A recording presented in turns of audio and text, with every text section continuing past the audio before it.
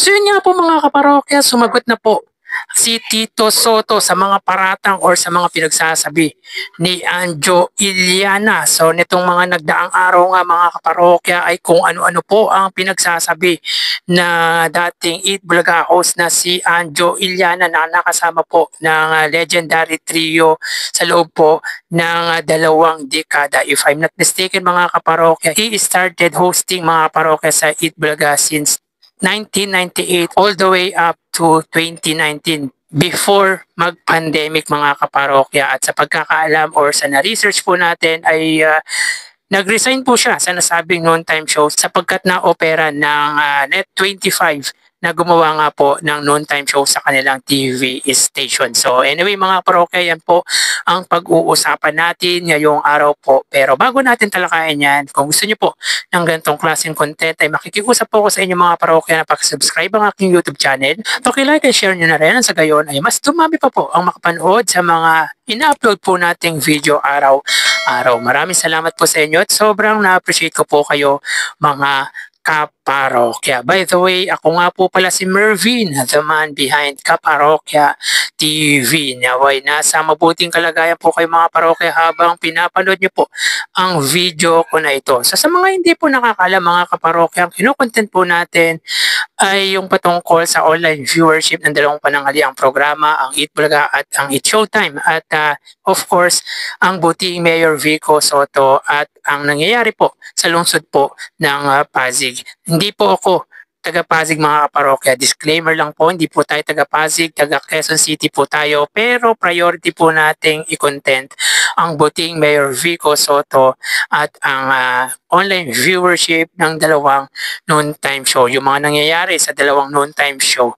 So yun nga po mga parokya, sumagot na po si Tito Soto sa mga pinagsasabi ni Anjo Iliana. Ano nga po ba ang pinagsasabi nitong mga nagdaang araw? Unang-una po mga parokya ay yung may trolls daw ang Senate President Tito Soto. Kumbaga inatake daw po ng mga trolls or mga bayarang trolls ni Tito Soto si Anjo Iliana nung minsan nag-live po ito sa kanyang TikTok account. Nandiyan din po mga kaparokya yung paratang nito na meron daw pong anomalya sa Eat Bulaga at meron daw pong kabit si Tito Soto. Since 2013 ay may girlfriend daw po ito ayon kay Anjo Iliana. At isa pa po dyan mga kaparokya ay yung pakita daw po ng resibo si Tito Soto na para sa akin mga parokya ay non-office business. Wala na po siyang pakialam doon kung meron man pong scholar or pinag-aaral ang butihing senador. Pero yan nga po mga kaparokya, ayon kay Tito Soto, hindi daw po nito papatulan si Anjo Iliana. Kumbaga wag na daw pong pansinin at nagpapapansin lamang po. Totoo po yun mga kaparokya, nagpapapansin lang po si Anjo Iliana. Baka po kasi mga parokya, malaki po ang dinadalang problema ni Anjo Iliana sa pamilya or sa kanyang personal na problema kung kaya nagpapansin ang dating kasama sa Eat Bulaga. Biruin mo mga kaparokya, 21 years mo nakasama, kaibigan, kumpare, tapos kung ano-ano ang sasabihin sa iyo. Ito yung mga taong mga kaparokya, walang kahihiyan, walang delikadesa, parang hindi lalaki mga parokya. Ito yung mga kaibigan na nakakahiya mga kaparokya kung iisipin. So yun nga po mga parokya, ayon pa kay Tito Soto, pati ba naman yung showbiz at paninira, papatulan natin.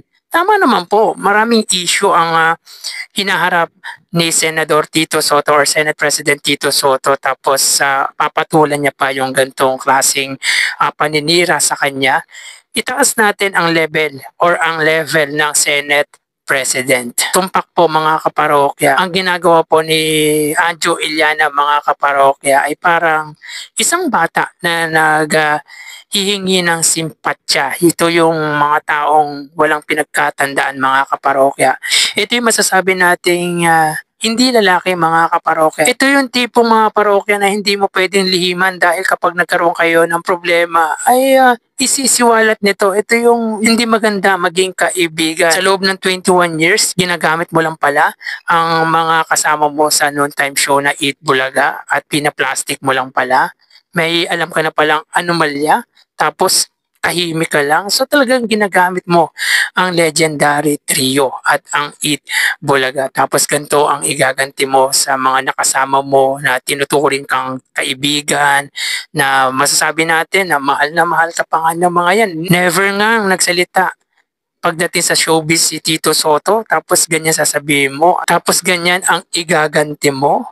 Mahirap yan mga kaparokya. Ang laki ng itinulong sa kanya na Eat Bulaga at ng legendary trio. Tapos sisiraan mo lang ang noontime show na nakasama mo sa loob ng 21, if I'm not mistaken, 21 years kang naging bahagi ng Eat Bulaga, tapos may paratang ka pala na may anomalya sa noontime show. At isipin mo mga parokya, si Tito Soto lang yung talagang pinangalanan niya na may parang mastermind sa anomalya sa Eat Bulaga. Kaya talagang may political motive ang plastic na si Anjo Iliana. Plastic na may tuturing to mga kaparokya, walang delikadeza. Kung iisipin mga parokya, tama naman po talaga dito si Tito Soto na wag na lang pong pansinin si Anjo Iliana. Pero para sa akin, kung ako tatanungin mga parokya, didemanda ko to si Anjo Iliana. Patunayan niya yung mga paratang niya against sa akin. Kung ako si Tito Soto, mga parokya. Patunayan niya. Kaso mga parokya, mabait si Tito Soto, mabait ang Tito Vic and Joey. Kumbaga kahit sanay na sila sa pambaba, sa mga kritiko nila, ay hinahayaan na lang nila eh. Pero yung ginawa ni Anjo Iliana ay masyadong personal. Talagang mapanirang puri mga kaparokya, which is para sa akin ay hindi katanggap-tanggap. Kung politika lang ang pag-uusapan, okay lang siguro, pero yung personal na buhay na iuungkat mo or ilalabas mo, parang hindi maganda yon bilang isang kaibigan. Talaga dito makikita mo mga parokya yung level ng isang Tito Soto sa level po ng isang Anjo Iliana. Si Anjo Iliana mga kaparokya ay palubog na po yung career. Samantalang ang Tito Vic and Joey, kahit nasa twilight na po sila, ay nandun pa rin, nasa rurok pa rin po ang kanilang kasikatan. Kung gusto mo sumikat mga kaparokya, ay i-involve mo ang Tito Vic and Joey dahil marami pong nagmamahal sa legendary trio at sa Eat Bulaga. Talagang kapag gusto mong makilala, siraan mo ang Tito Vic and Joey, siraan mo ang Eat Bulaga. Dahil milyon-milyon pong sumusuporta sa Eat Bulaga. Kahit pa paminsan-minsan na lang pumakita si Tito Soto dahil nga po sa trabaho nito bilang senador, ay nandun pa rin po yung mga nagmamahal kay Tito Soto. Dahil nga po sa Tito Vic and Joey at sa Eat Bulaga. Kaya approve po tayo sa sinabi dito ni Tito Soto na wag nang pansinin ang taong nagpapansin. Kulang lang po kasi mga kaparokya sa aruga, sa pagmamahal, at wala po sigurong pera si Anjo Iliana kaya nagkakaganyan. Kumbaga sumisikip na po ang utak sa kakaisip ng problema sa kanyang personal na buhay si Anjo Iliana. Kaya kitang-kita po talaga yung level na meron ang isang Tito Soto at si Anjo Iliana na makitid ang pag-iisip. Isang Anjo Iliana na self-proclaimed na DDS. At tingin ko mga kaparokya, ginagamit lang din ito yung DDS para may magsimpatya sa kanya. Ginagamit nito dahil gusto nitong tumakbo sa susunod na eleksyon. May narinig nga po, may nabasa nga po tayong mga parokya, pinapatakbo siyang senador ni Robin Padilla. Ay naku mga kaparokya, dadagdag pa na isa rin bobo. Well mga parokya, tumakbo siya kung gusto niya, pero walang kasiguraduhan kung mananalo siya dahil hindi ko po iboboto ito once na tumakbo siya. Tsaka yung ginagawa niya, tingin niya lahat ng DDS supporters ay susuportahan siya. Gayong ang plastic at mapagpanggap ang pinapakita niya, I don't think na susuportahan ito ng mga DDS.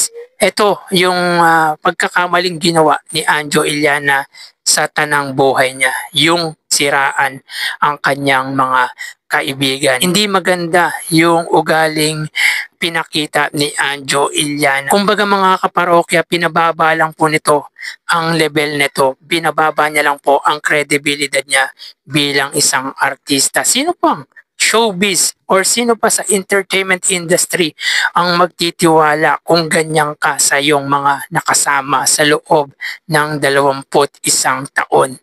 Pamilya na nga ang turing sa iyo ng legendary trio, pero ganyan pa ang gagawin mo.